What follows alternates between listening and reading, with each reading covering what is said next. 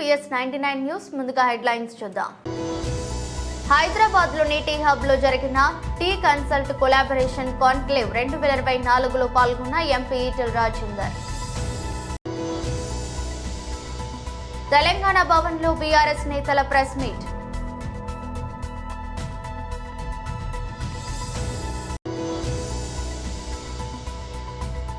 దేశంలోనే పెన్షన్ ఎక్కువగా ఇచ్చే రాష్ట్రం మనదే, సీఎం నారా చంద్రబాబు నాయుడు.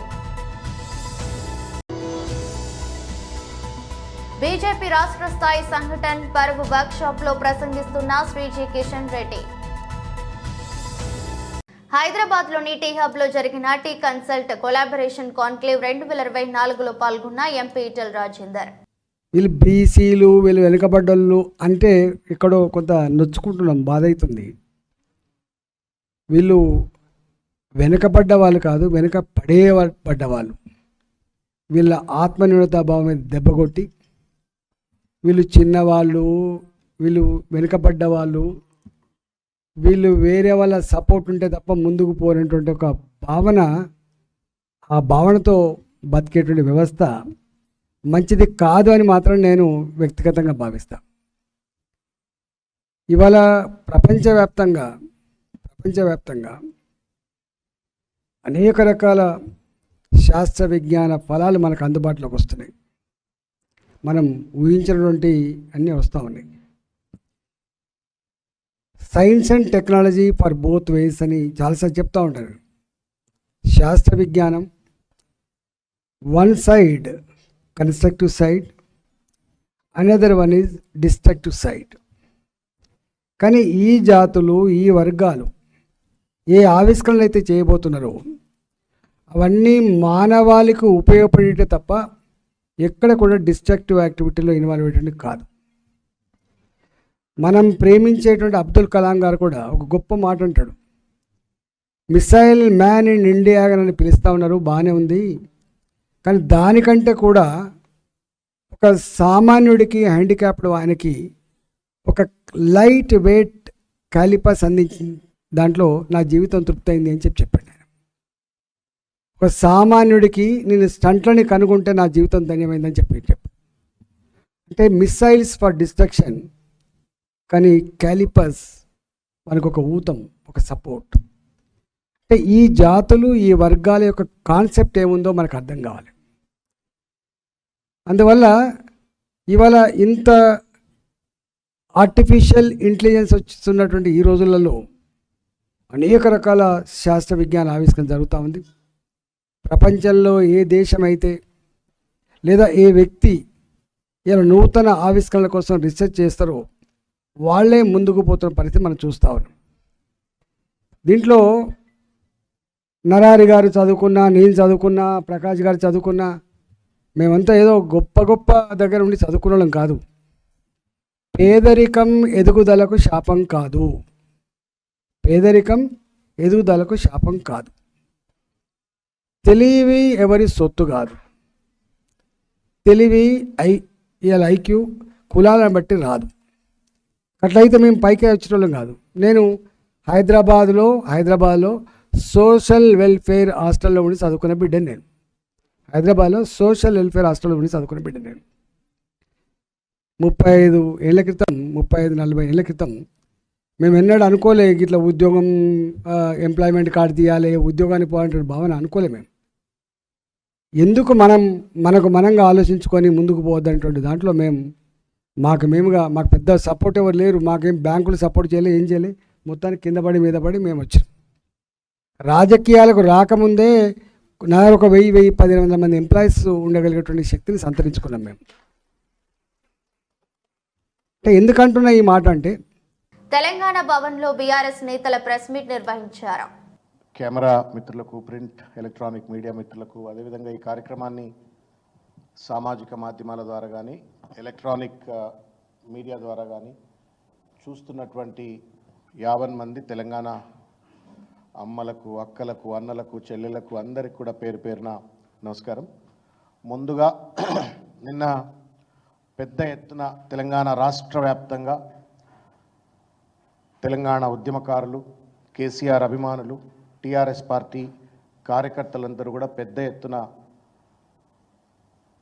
కేసీఆర్ గారికి కృతజ్ఞత తెలిపే విధంగా ఉద్యమ ఆకాంక్షలను మరొక్కసారి ప్రజ్వరిల్లేటువంటి ఒక రీతిలో మేమున్నాం, తెలంగాణను కాపాడుకుంటామనేటువంటి ఒక విశ్వాసం, ధైర్యాన్ని మరొక్కసారి కూడగట్టుకొని దీక్షా దివస్ను పెద్ద ఎత్తున పాల్గొని విజయవంతం చేసినటువంటి వారందరికీ కూడా పేరు పేరున నమస్కారాలు తెలియజేస్తూ కృతజ్ఞతలు తెలియజేస్తా ఉన్నాను. ఇకపోతే ఒక ముఖ్యమైనటువంటి ఒక అంశం, తెలంగాణలో సామెత ఉంది, పనిలేని పెద్ద మనిషి పిల్లితలకాయ కొరిగిండు అని అంటారు. అప్పుడప్పుడు ఊళ్ళల్లో అంటుంటారు, మనకు పనిలేని పెద్ద మనిషి పిల్లితలకాయ కొరుగుతారు.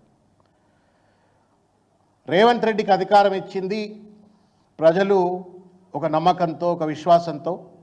ఆయన అన్నమాట మీద నిలబడతాడు, ఇచ్చినటువంటి ఒక వాగ్దానాలన్నీ కూడా తూచ తప్పకుండా అమలు చేస్తాడు.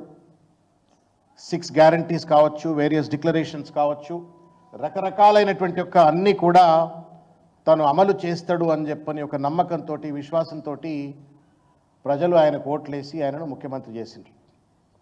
ముఖ్యమంత్రి అయినటువంటి ఒక 2వ రోజు నుండి తెలంగాణ మీద తీవ్రమైనటువంటి ఒక దాడి చేస్తూ ఉన్నాడు. తెలంగాణ ఉద్యమం మీద కావచ్చు, తెలంగాణ అస్తిత్వం మీద కావచ్చు, తెలంగాణ బాగుంటే చూడలేనటువంటి ఒక రీతిలో కళ్ళల్లో నిప్పులు పోసుకుంటూ తెలంగాణ అంతా ఆర్థికంగా అతలాకుతలమైందని, అసలు కరెంట్ అంతా కూడా ఏదో ఆగమాగం అయిపోయిందని, కాళేశ్వరం ఆగమైపోయిందని, ఇట్లా మొత్తానికి ఒక నెగటివ్ మైండ్ సెట్ తోటి తనకు ఏ రకమైనటువంటి ఒక కోపం పెట్టుకున్నాడో, ఏ రకమైన అక్కసు పెట్టుకుండో తెలంగాణ మీద తెలియదు. అటు కేసీఆర్ గారి పైన, కేసీఆర్ గారి కుటుంబ సభ్యులపైన, తెలంగాణ పైన ఇవాళ తన అక్కసంతా వెలుగక్కుతూ ఇవాళ చిల్లర మల్లర ప్రయత్నాలు చేస్తూ ఉన్నాడు. ఆ చిల్లర మల్లర ప్రయత్నాలలో కొనసాగింపే ఇవాళ ఇది సిద్ధమవుతున్న తెలంగాణ తల్లి విగ్రహం అని చెప్పని ఇవాళ పేపర్లో చూసినటువంటి ఒక విషయం.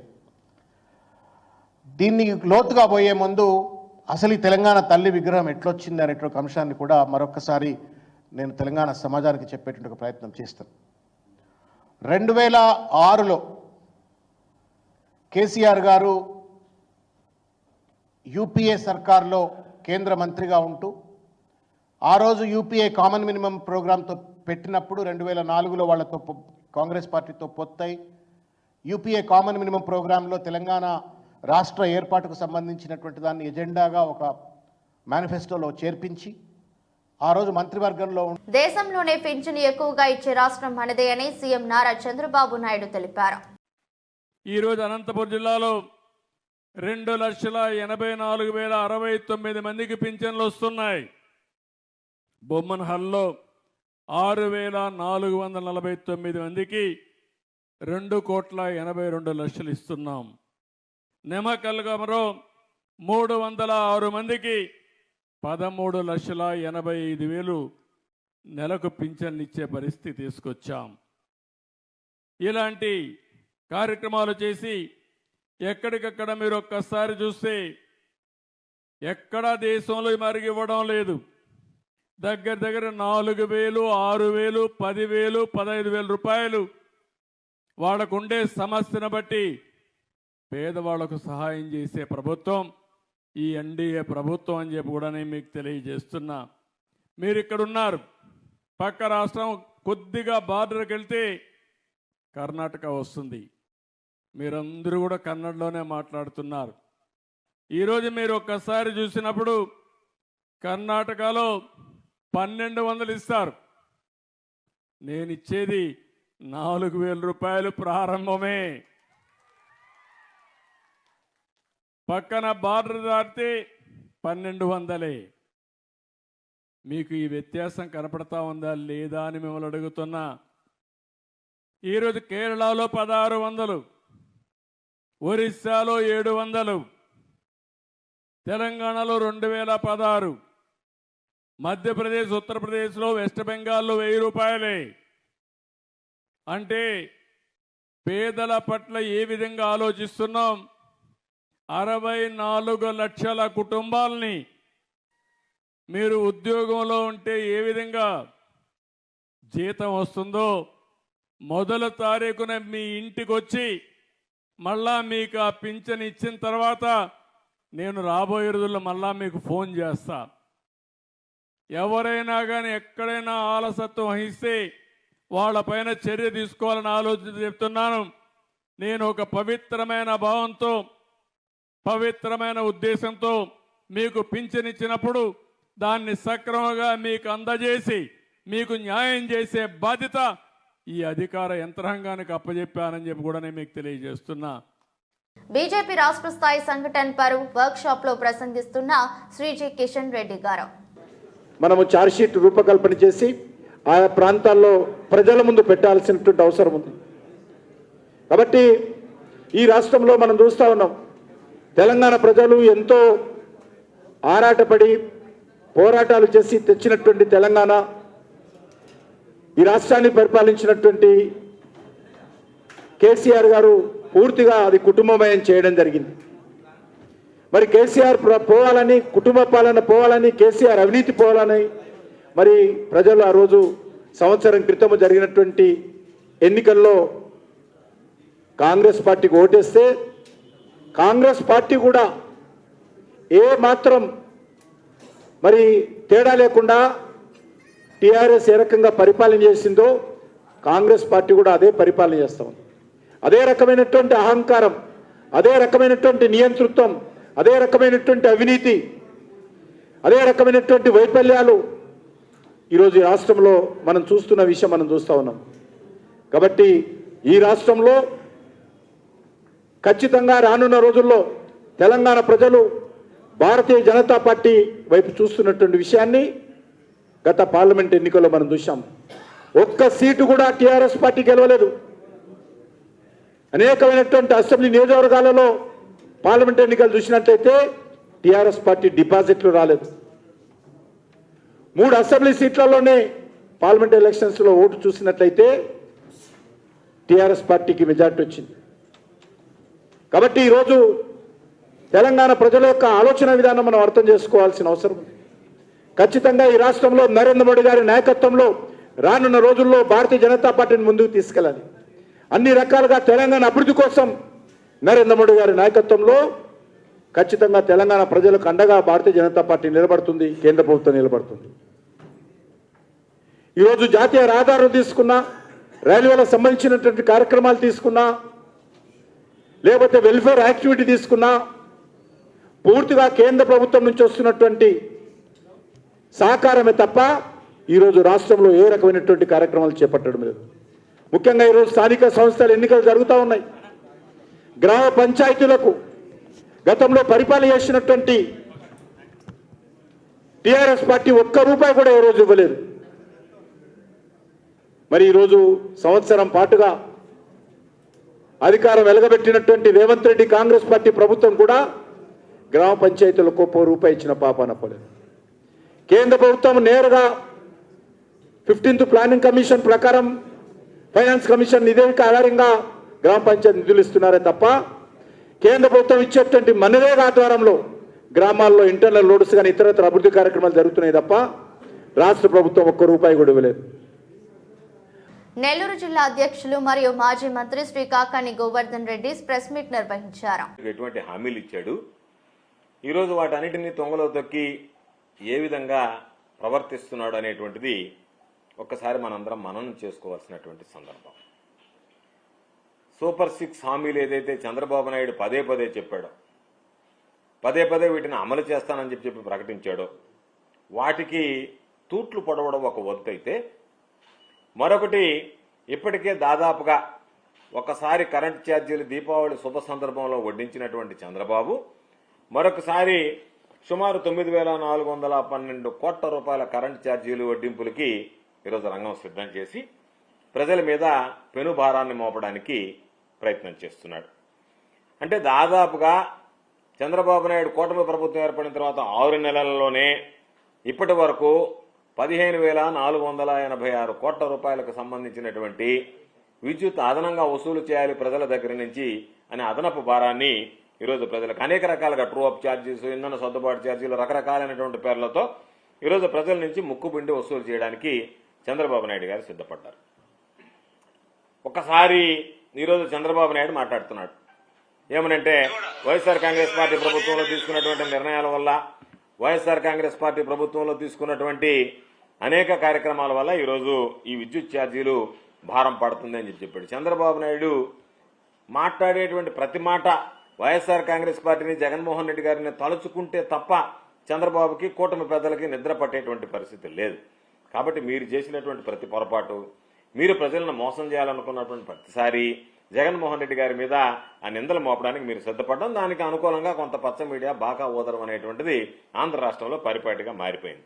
వాస్తవం చెప్పాలి అంటే ఈరోజు వీటన్నిటికీ కారణం ఆంధ్ర రాష్ట్రం విద్యుత్ రంగం పెను సంక్షేమంలో కూరుకుపోవడానికి ప్రధాన కారకుడు చంద్రబాబు నాయుడు గారు. 2014 నుంచి 2019 వరకు చంద్రబాబు నాయుడు గారు తీసుకున్నటువంటి అనేక రకాలైనటువంటి నిర్ణయాలు ఆశపడి అవినీతికి పాల్పడుతూ ఒప్పందాలు, విద్యుత్ ఒప్పందాలు, పవర్ పర్చేజ్ అగ్రిమెంట్స్ చేసుకోవడం వల్ల ఈరోజు రాష్ట్రానికి ఇటువంటి దుస్థితి ఏర్పడింది. చంద్రబాబు నాయుడు చెప్పాడు, ప్రజలకు ఇచ్చినటువంటి హామీల్లో విద్యుత్ ఛార్జీలు పెంచబోను, రూప ఛార్జీలు ఎత్తివేస్తానని చెప్పినటువంటి చంద్రబాబు విద్యుత్ రంగం మీద శ్వేతపత్రంలోనే పచ్చి అబద్దాలు మాట్లాడుతూ ప్రజలను మోసం చేసేటువంటి కార్యక్రమానికి శ్రీకారం చుట్టాడు. కాబట్టి ప్రజలను మోసం చేయడంలో బ్రాండ్ అంబాసిడర్ ఎవరు అనంటే చంద్రబాబు నాయుడు పేరు మొట్టమొదటిగా మనందరం ఉచ్చరించాల్సినటువంటి పరిస్థితి. ఎన్నికల్లో ఇచ్చినటువంటి హామీలన్నింటినీ కూడా ఈరోజు విఫలమయ్యాడు. ప్రజలకు ఇచ్చినటువంటి హామీలు మోసం చేశాడు. అధికారం చేపట్టగానే ఈరోజు బాధుడు మొదలుపెట్టి చంద్రబాబు నాయుడు ప్రజల్ని బాధి వదిలిపెట్టేటువంటి పరిస్థితి ఏర్పడింది. టీడీపీ ప్రభుత్వం, కూటమి ప్రభుత్వం ఒక విఫలమైనటువంటి ప్రభుత్వం, ఒక అబద్దాల కోరు ప్రభుత్వంగా ఈరోజు మనం అనడమే తప్ప ప్రజలందరూ కూడా భావించేటువంటి పరిస్థితి ఏర్పడింది. ఈరోజు ఒకసారి చూస్తే సూపర్ 6 హామీలు, ఎక్కడికి వెళ్ళినా సరే నేను సూపర్ 6 హామీలు అమలు చేస్తానని చెప్పి పదే పదే చంద్రబాబు నాయుడు ప్రజలను నమ్మించేటువంటి పరిస్థితి చేశాడు. తన మార్క్ నయవంచనతో ముందుగా ఏ విధంగా గట్టిగా చెప్పాలి, ఏ విధంగా ఆకట్టుకోవాలనేటువంటి విద్యలో చంద్రబాబు నిష్ణాతుడు. కాబట్టి ప్రజలకు రకరకాలుగా వాటిని మెదడులోకి చూపించి నేను ఖచ్చితంగా ఐకాన్ స్టార్ అల్లు అర్జున్, సుకుమార్ కాంబోలో తెరకెక్కిన పుష్ప 2 సినిమా టికెట్ ధరల పెంపునకు తెలంగాణ ప్రభుత్వం అనుమతినిస్తూ శనివారం నాడు ఉత్తర్వులు జారీ చేసింది.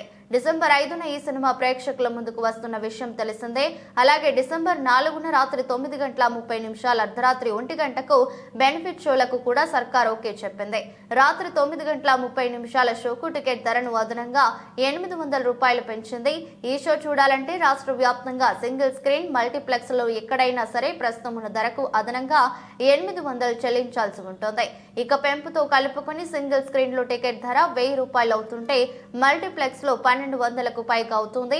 డిసెంబర్ 5 నుంచి 8 వరకు సింగిల్ స్క్రీన్లలో 150 రూపాయలు, మల్టీప్లెక్స్లలో 200 చొప్పున పెంపునకు అనుమతినిచ్చింది. ఇలాగే డిసెంబర్ 9 నుంచి 16 వరకు సింగిల్ స్క్రీన్లలో 105, మల్టీప్లెక్స్లలో 150 చొప్పున పెంపునకు అనుమతినిచ్చింది. ఇక డిసెంబర్ 17 నుంచి 23 వరకు సింగిల్ స్క్రీన్లలో 20 రూపాయలు, మల్టీప్లెక్స్లలో 50 రూపాయలు పెంచుకునేందుకు తెలంగాణ సర్కార్ అనుమతినిస్తూ ఉత్తర్వులు జారీ చేసింది. ఏఐసీసీ అగ్ర నాయకురాలు ప్రియాంక గాంధీ ఎంపీ హోదాలో తొలిసారి వైనాడ్లో అడుగుపెట్టారు. ఇటీవల జరిగిన వైనాడ్ లోక్సభ ఉప ఎన్నికల్లో ఆమె భారీ మెజారిటీతో విజయం సాధించారు. 2 రోజుల క్రితం ఎంపీగా ప్రమాణం చేశారు. ఈ నేపథ్యంలో తనను గెలిపించిన నియోజకవర్గానికి ఎంపీ హోదాలో వెళ్లారు. తన సోదరుడు లోక్సభ ప్రతిపక్ష నేత రాహుల్ గాంధీతో కలిసి శనివారం ఉదయం ఆమె కేరళ చేరుకున్నారు. వైనాడ్లోని ముఖంలో బహిరంగ సభలో పాల్గొన్నారు. ఆమె 2 రోజుల పాటు వైనాడ్ నియోజకవర్గంలో పర్యటించనున్నారు. ఇటీవల జరిగిన ఉప ఎన్నికల్లో సమీప సిపిఐ అభ్యర్థి సత్యన్ మోకరే పై ప్రియాంక గాంధీ 4 లక్షల పైచిలుకు ఓట్ల మెజారిటీతో విజయం సాధించారు. బీజేపీ అభ్యర్థి నవ్య హరిదాస్ కు దాదాపు 1,10,000 ఓట్లు పడ్డాయి. సిపిఐ అభ్యర్థికి 2,83,000 పైచిలుకు ఓట్లు పడ్డాయి. దేవర సినిమాతో ఘన విజయాన్ని అందుకున్న జూనియర్ ఎన్టీఆర్ ప్రస్తుతం హిందీ చిత్రం వార్ 2 షూటింగ్ లో బిజీగా ఉన్నారు. ఈ చిత్రంలో బాలీవుడ్ స్టార్ హృతిక్ రోషన్ నటిస్తున్నారు. ఇప్పటికే ఈ సినిమాపై భారీ అంచనాలు నెలకొన్నాయి. ఈ సినిమా తర్వాత స్టార్ డైరెక్టర్ ప్రశాంత్ నీల్ చిత్రం షూటింగ్ లో తారక్ జాయిన్ అవుతారు. ఇప్పటికే ఈ సినిమా ప్రీ ప్రొడక్షన్ పనులు వేగంగా సాగుతున్నాయి. ఈ సినిమా ద్వారా జూనియర్ ఎన్టీఆర్ ను మరో లెవెల్ కి తీసుకెళ్లేలా పవర్ఫుల్ స్క్రిప్ట్ ను ప్రశాంత్ నీల్ సిద్ధం చేశారని సమాచారం. సంక్రాంతి సందర్భంగా ఈ సినిమా టైటిల్ ను రివీల్ చేయనున్నట్టు చెప్తున్నారు. మరోవైపు ఈ చిత్రానికి డ్రాగన్ అనే టైటిల్ ను ఫిక్స్ చేసినట్టు విశ్వసనీయ వర్గాల ద్వారా తెలుస్తోంది. సినిమా షూటింగ్ ఫిబ్రవరి లేదా మార్చిలో మొదలు కానున్నట్టు తెలుస్తోంది. వార్తలు ముగించే ముందు మరోసారి హెడ్లైన్స్. హైదరాబాద్ లోని టీ హబ్ లో జరిగిన టీ కన్సల్ట్ కొలాబరేషన్ కాన్క్లేవ్ 2024లో పాల్గొన్న ఎంపీ ఈటెల రాజేందర్. తెలంగాణ భవన్లో బీఆర్ఎస్ నేతల ప్రెస్ మీట్.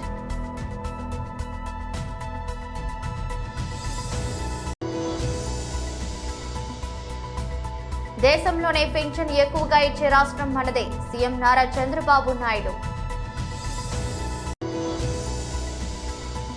బీజేపీ రాష్ట్ర స్థాయి సంఘటన్ పర్వ్ వర్క్ షాప్ లో ప్రసంగిస్తున్న శ్రీజీ కిషన్ రెడ్డి. ఈ దృష్టి బులెటిన్ మరో బులెటిన్లో మళ్ళీ కలుద్దాం. అంతవరకు సెలవు, నమస్కారం.